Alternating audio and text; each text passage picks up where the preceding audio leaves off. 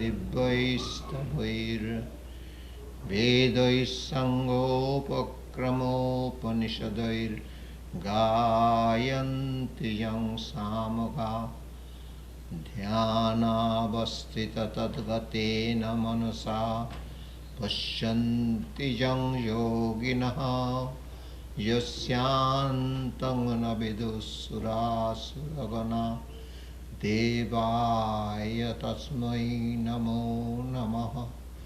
Om.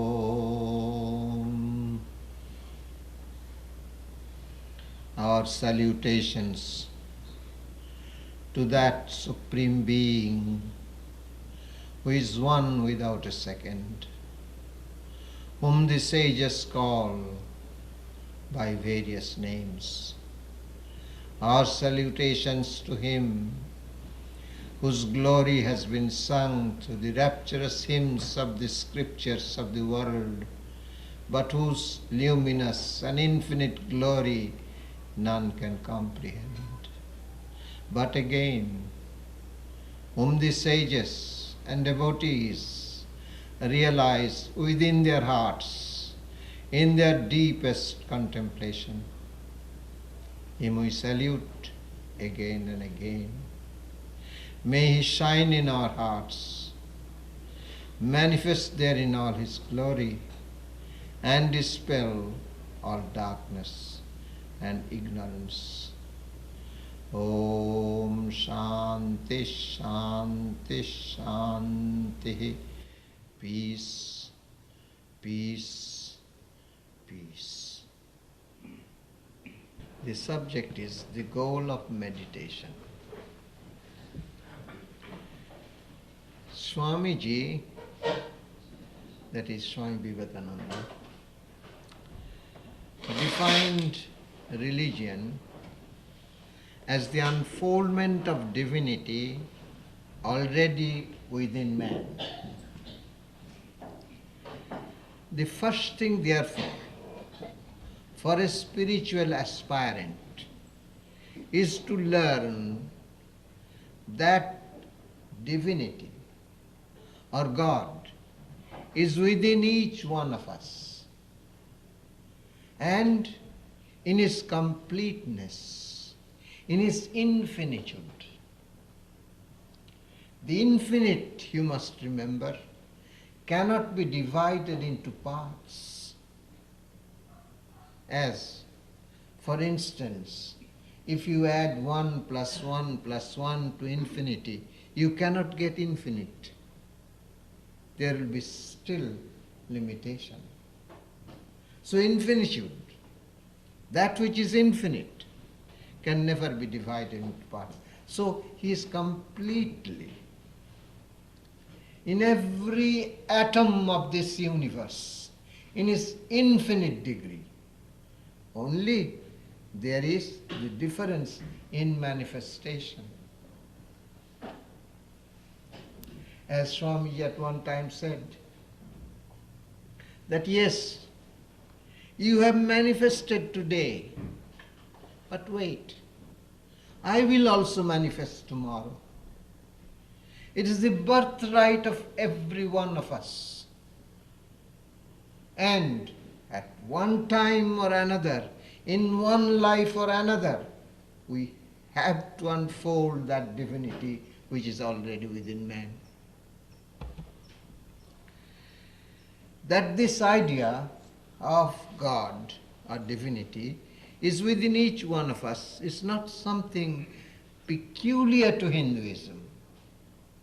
If you go to the source of any religion, whether Judaism or Christianity or Sufism or Mohammedanism, you will find that there is that truth behind every religion.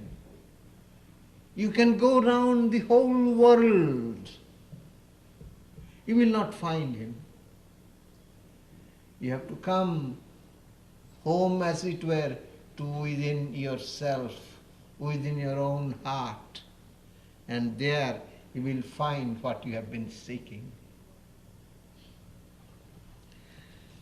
Ye are the temple of God. and the Spirit of God dwelleth in you. These are the words of St. Paul. Ye are the temple of God, and the Spirit of God dwelleth in you.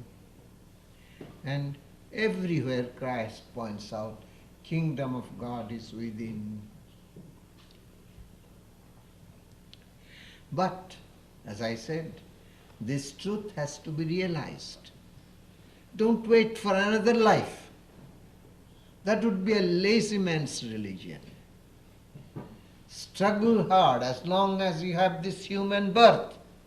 It is possible for you and everyone to realize that. So realize him in this very life. And in this connection, Maharaj, my master, Swami Brahmananda, at one time said to me, pointing to his own heart, he said, he who finds him here, finds him everywhere. And if he does not find him here, he will find him nowhere.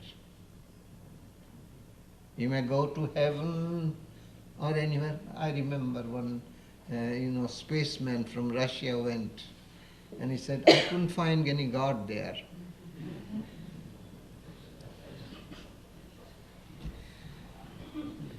We read in the Gita, Sri Krishna says, fools pass blindly by the place of my dwelling. Here in this human form, and of my majesty they know nothing at all, who am the Lord, their soul.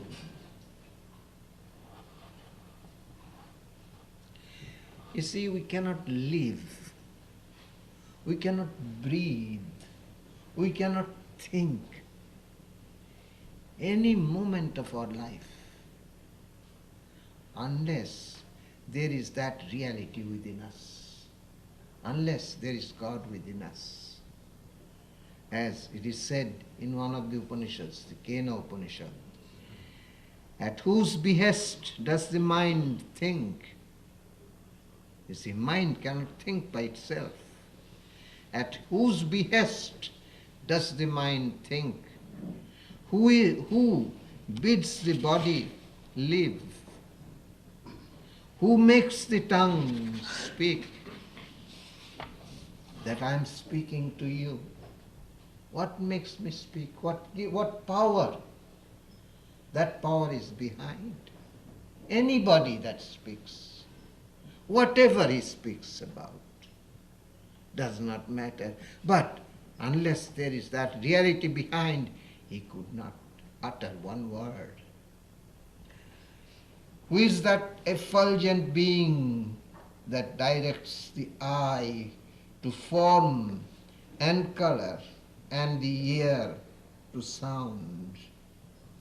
This self is the ear of the ear. The self means Brahman or the Atman. Mind of the mind, speech of the speech, is also breath of the breath and eye of the eye. He who realizes the existence of Brahman behind every activity of his being, whether sensation, perception, or thought, he alone gains immortality. See what here again meditation means? Not simply to close your eyes, but with eyes open. He who realizes the existence of Brahman behind every activity of his being, whether sensation, perception, or thought, he alone gains immortality. Sri Ramakrishna taught this prayer for all aspirants to feel and realize. He said, I am the instrument, thou art the operator. I am the house, thou art the householder. Whatever thou makest me think, I think. Whatever thou makest me will, I will. But you have to realize that. You see, at one time I asked my master, and bluntly I asked him, you say you do nothing but what the Lord wills you to do. Do you mean to say that you see Him and He talks to you and He tells you what to do? He says, yes. Think of that. Then again, Maharaj taught me one time, it happened, that from a little kingdom in southern India, the queen and her sister dreamt the same time of Sri Ramakrishna. And he told them, go to Madras and there you will find my son and be instructed by him. So without telling the king, without telling anybody, these two sisters just practically ran away. And they never went outside of their palace. And they came to Maharaj in Madras. And then of course Maharaj asked me to send a telegram immediately so that they are safe. And then they were initiated. And then Maharaj said to me, you see, we think we have to do preaching of the Lord. But the Lord does His own preaching. Be the witness. You see? What a wonderful truth.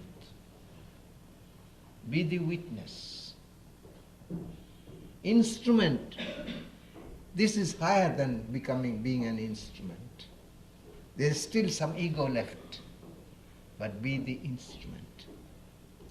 And when these disciples of Sri Ramakrishna sent me to this country, and I said to one of them, but what do I know?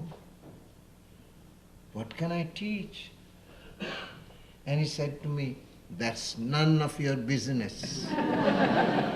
We shall see to that. Think of it.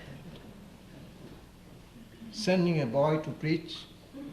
I was a young boy of 29. And tells him, that's none of your business.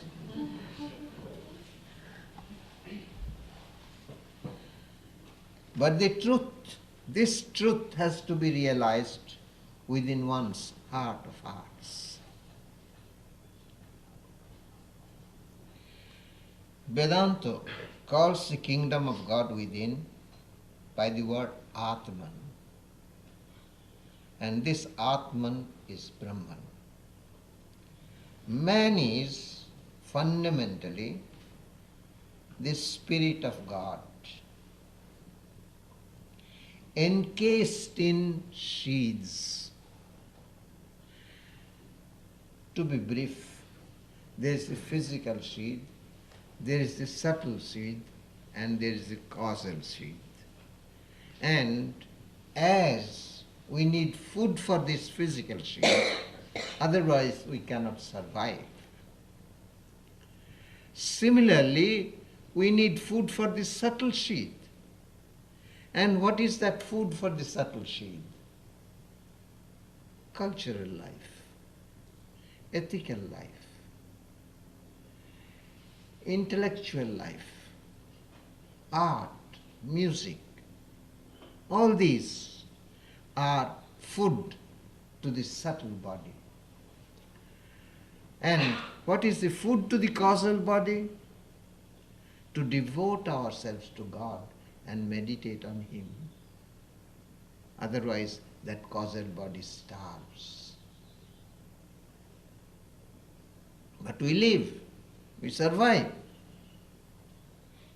But it dries up.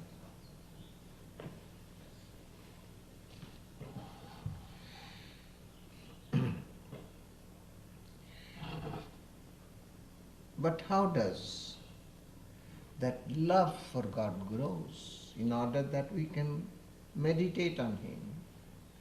You see, to meditate,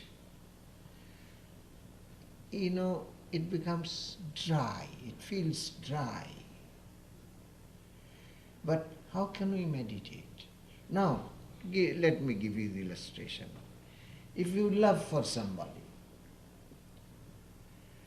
what happens? You may be doing anything, that is, I mean the adolescent love.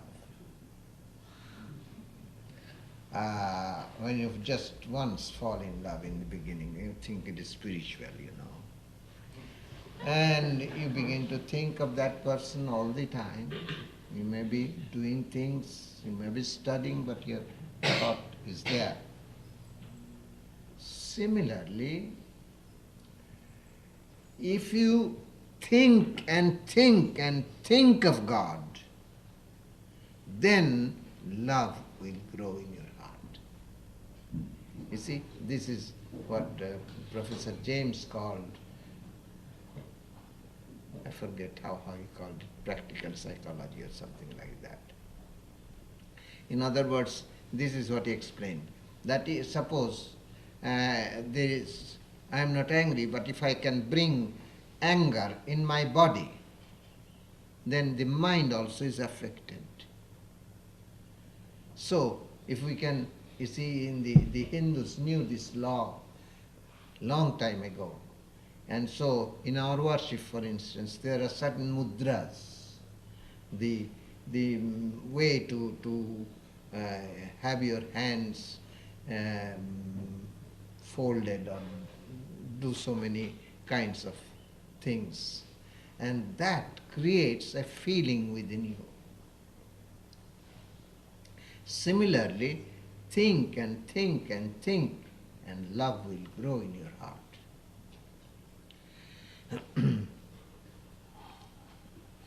Now the question is, if we are fundamentally the Spirit of God, why are we not aware of it? In a sense, we are all conscious of it. We are all aware of the presence of God. This may surprise you. But what is God? Sat, Chit, Ananda. Sat means eternal life. Chit means pure consciousness. Ananda means bliss. Sat, Chit, Ananda. That's how one can describe, if it in any possibility of describing. But is it not that we are seeking, every one of us, eternal life? Can anybody think that I will die? We see every moment people dying, but still we cannot believe that I shall die. That is the greatest wonder of the world.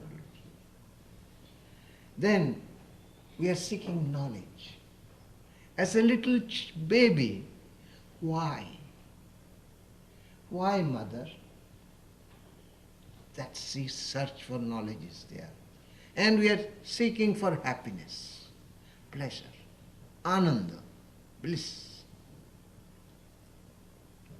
But only misdirected. That is the reason we are seeking outside of ourselves. But for that I'd say, I'd blame God. Why? Because, as we read in the Upanishads, the self-existent made the senses turn outward. Accordingly, man looks toward what is without and sees not what is within. Rare is he who, longing for immortality, shuts his eyes to what is without and beholds the self within. In this connection, I shall quote to you a Western philosopher, Spinoza. And Spinoza, of all philosophers, I must say, was very much nearer to Vedanta in his Vedantic in his thoughts. He says, "For the things which men, to judge by their actions, deem the highest good are riches, fame, or sensual pleasures. Of these, the last is followed by satiety and repentance. Of these, the other two are never satisfied. The more we have, the more we have, the more we want, while the love of fame compels us to order our lives by the opinion of others. But if a thing is not loved, no quarrels will arise concerning it. No sadness will be felt if it perishes. No envy if another has it. In short, no disturbances of the mind. All these spring from the love of that which passes away, but the love of a thing eternal and infinite fills the mind wholly with joy and is unmingled with sadness." You see, he knew. Therefore, it is greatly to be desired and to be sought with all our strength. Now again,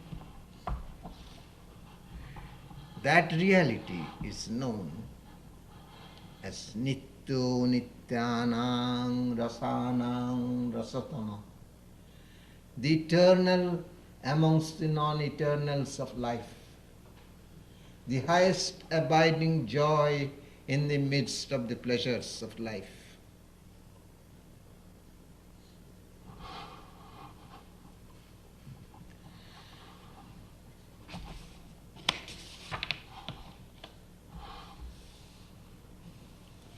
At this point, we must remember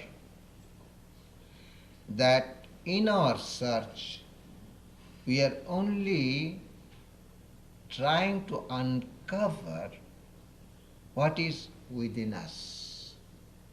As in the beginning, I quoted Swamiji, who defined religion as the unfoldment of the divinity already within man. It's already there, but it is uncovering.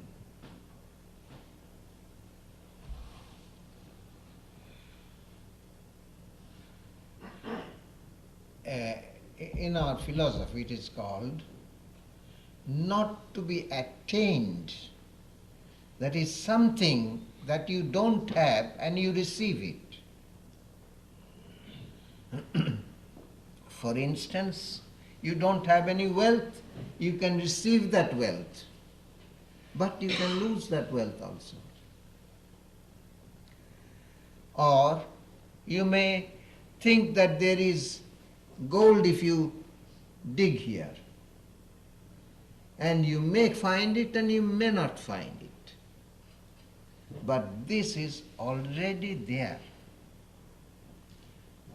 So what we have to do is to try to remove the obstacles.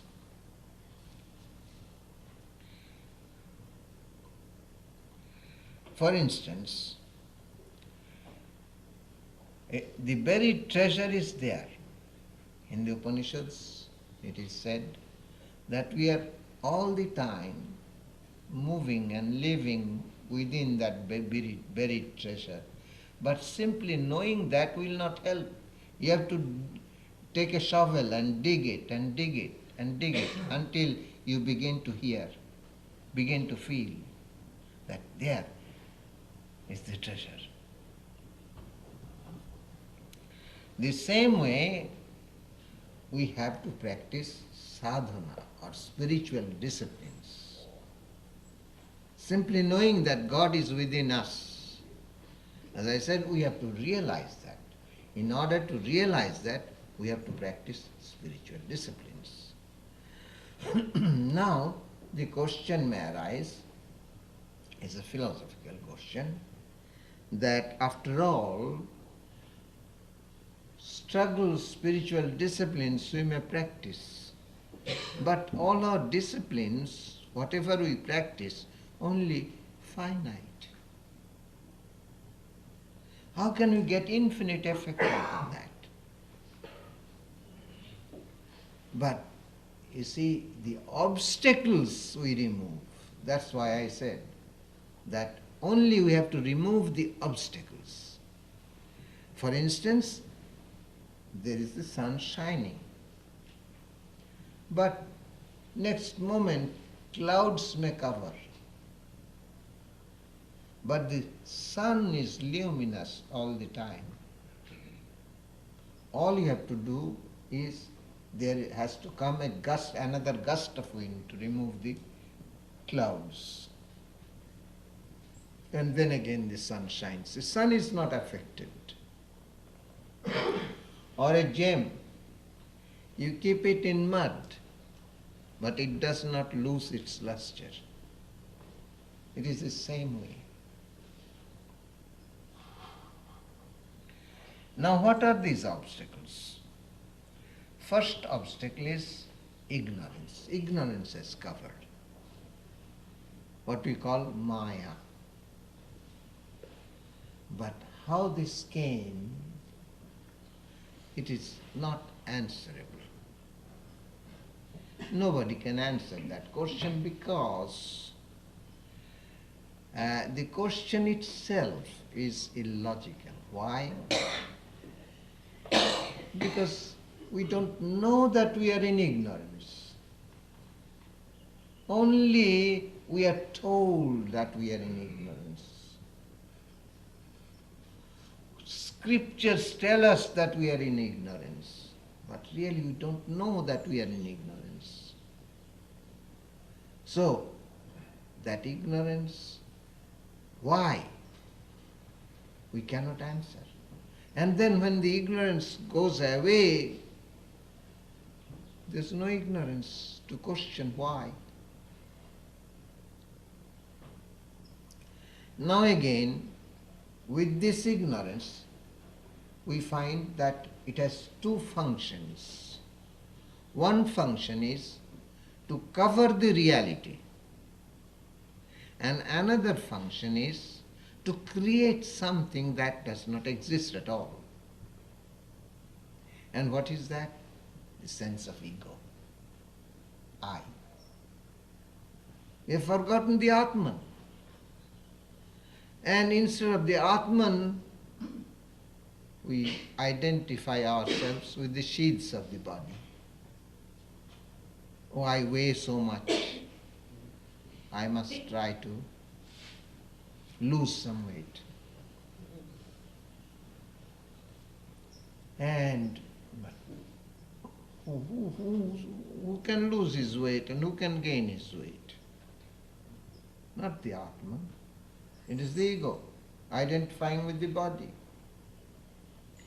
And if you try to find out what this ego is, you will find it has no existence, it has no reality. It's just like, as Sri Ramakrishna gave the illustration, onion. You want to find what inside is. You take one sheet after another, and then you find nothing. No substance to it. Same way, if you try to find out what am I? Am I this body? Am I the mind? Am I the senses? Am I what I am, my character, what I call my personality and character? Isn't it all changing all the time? So, where is the unchangeable reality? And Maya means that which is ephemeral.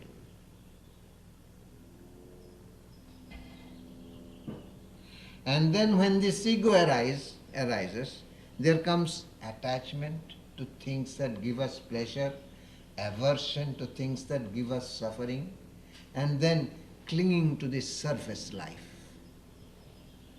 And this clinging to this surface life is very strong in us. Those of you who meditate and go into a deep meditation, then suddenly you are afraid that you are going to lose this life, lose this consciousness, and you come out. But then again, through practice, you go deeper and you are in another world.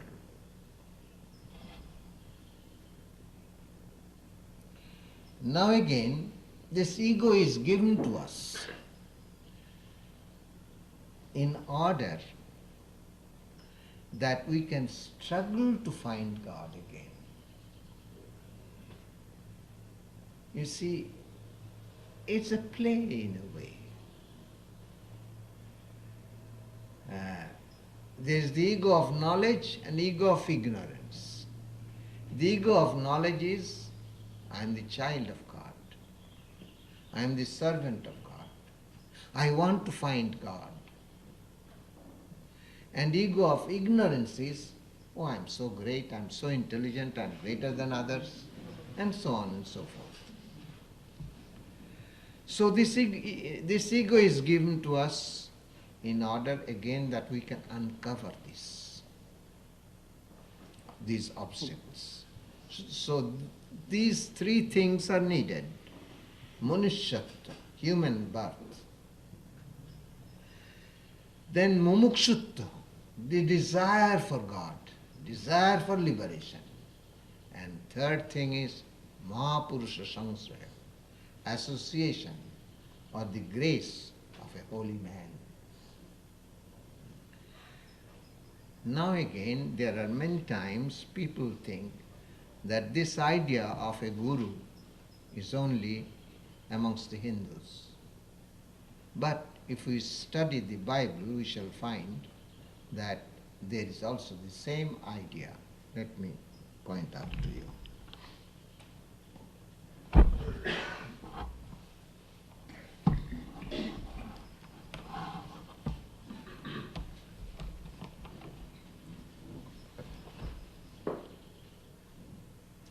Jesus said, and Jesus answered and said unto him, Nicodemus came to him,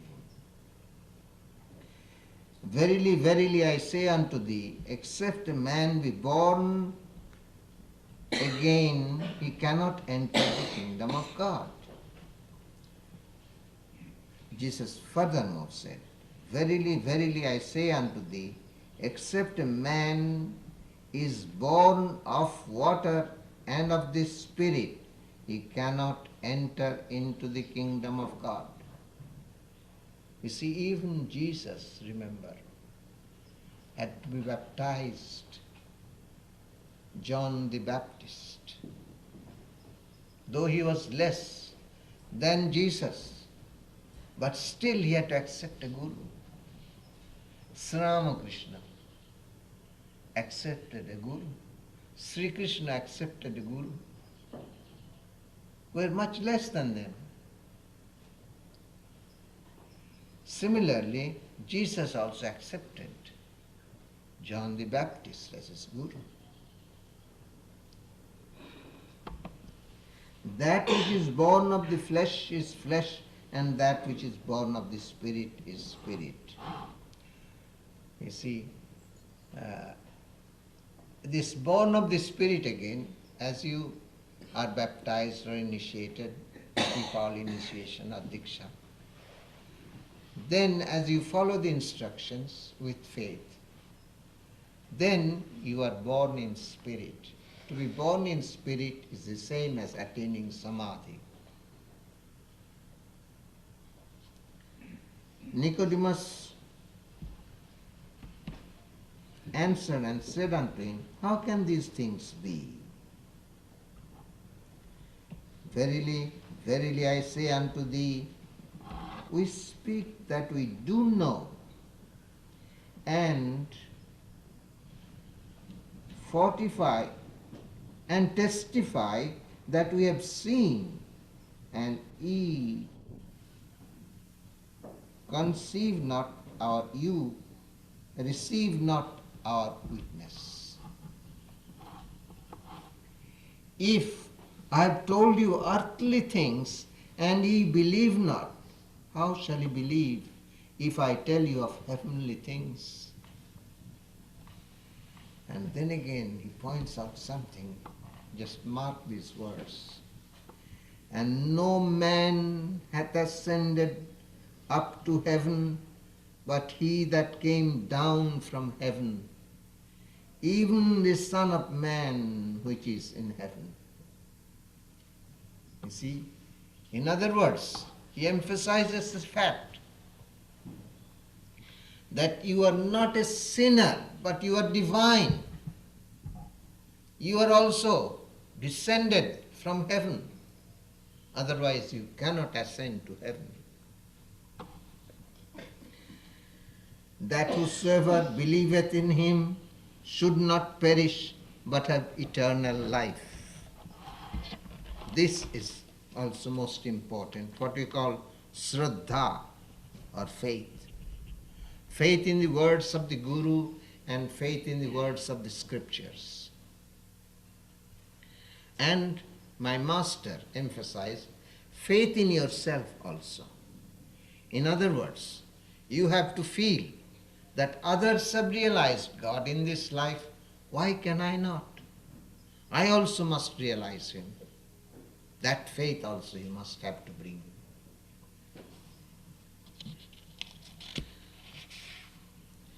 As you practice the spiritual disciplines, there will come purity of heart.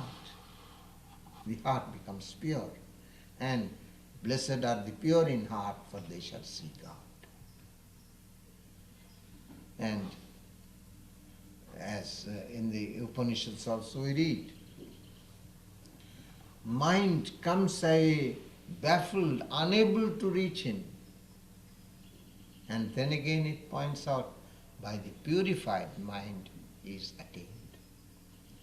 And Sri Ramakrishna gave the illustration. Pure mind is just like pure crystal. And there is the reflection there of the reality.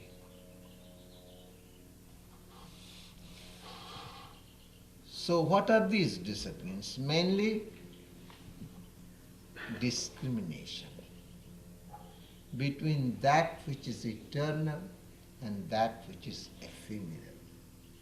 Everything passes away, but that which is the reality within you. Now the question may arise, what is God? Well, it's difficult to define God.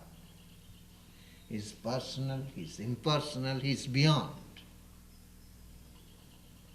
He's with attributes, He's without attributes, and also He's beyond.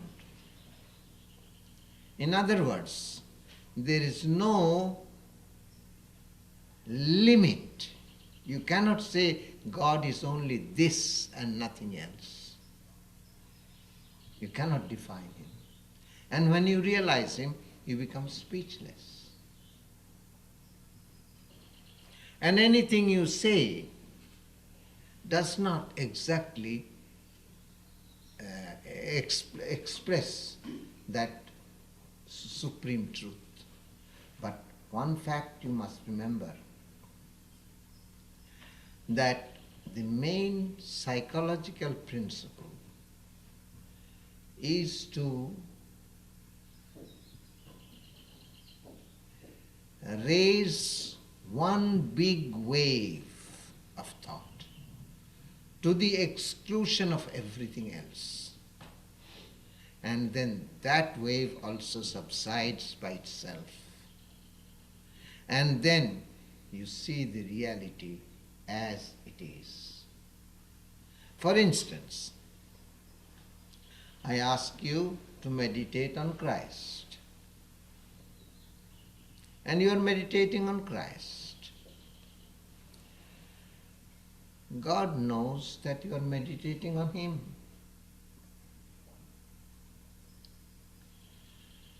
And just as a child, a baby, cannot utter the word Father, but simply makes a sound, does not the father know and take the baby on his lap? Similarly, as you are thinking of God in any way, as a divine incarnation or a symbol, in any form, because our mind cannot grasp without something that is definite. So raise that one wave and that subsides. And then you realize the truth as it is. You will find what you have been meditating upon, when the vision comes, when the realization comes, is not exactly the same as you were thinking of. You see, that's why it is different from self-hypnosis.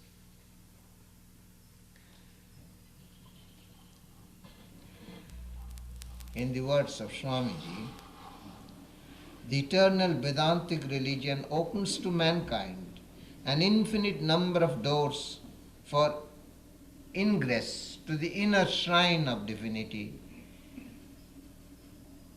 and places before humanity an almost inexhaustible array of ideals, there being in each of them a manifestation of the Eternal One. Now we come to the practice of meditation. After the Guru has seen your tendencies, he decides a chosen ideal for you and gives a mantra, some mystic words, and then you begin to meditate and perform the chanting of the name of the Lord. Then again, of course, as Arjuna said, that our mind is so restless that the wind is no wilder.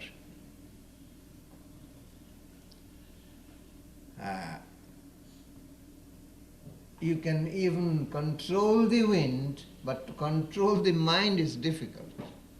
That's what Arjuna said to Sri Krishna. And Sri Krishna said, yes, what you are saying is true, but through practice and dispassion, it can be realized, it can be brought under control. But there must be a desire, a strong desire. And then practice, practice, practice. Maharaj used to tell us, whenever we used to complain, he would say, my son, practice, practice, practice, and see for yourself. Then there is a comparison given of deep meditation.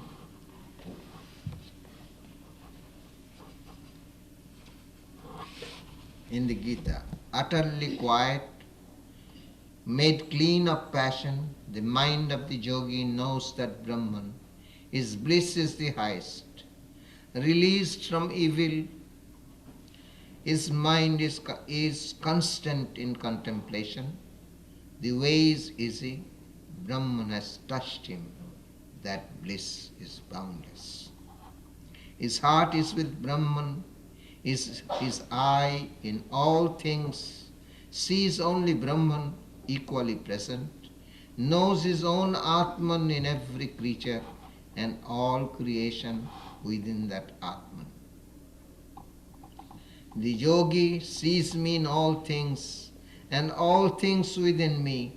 He never loses sight of me, nor I of him.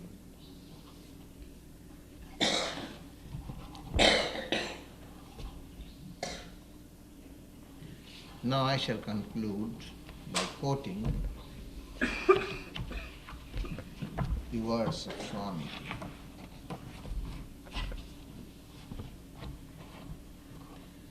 which sums up the whole thing.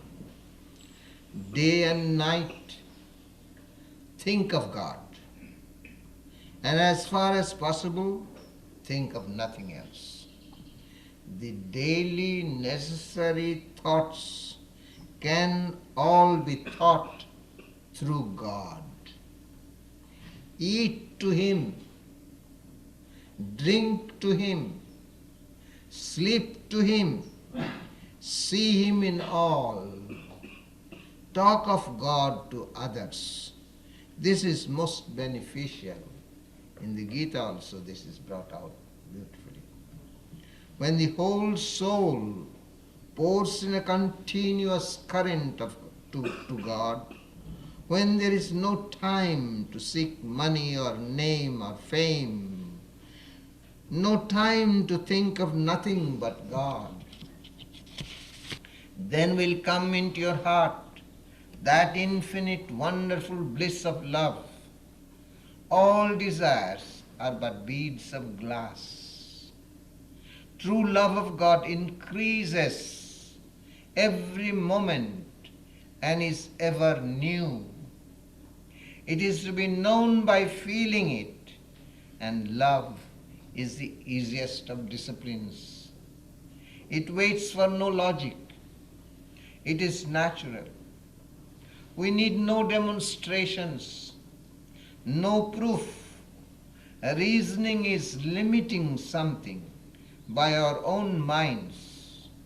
We throw a net and catch something and then say that we have demonstrated it. But never, never can we catch God in a net. You see, we have to first also, God loves us. Every one of us, He loves us deeply. But in order to feel that love, you have to think and think of Him.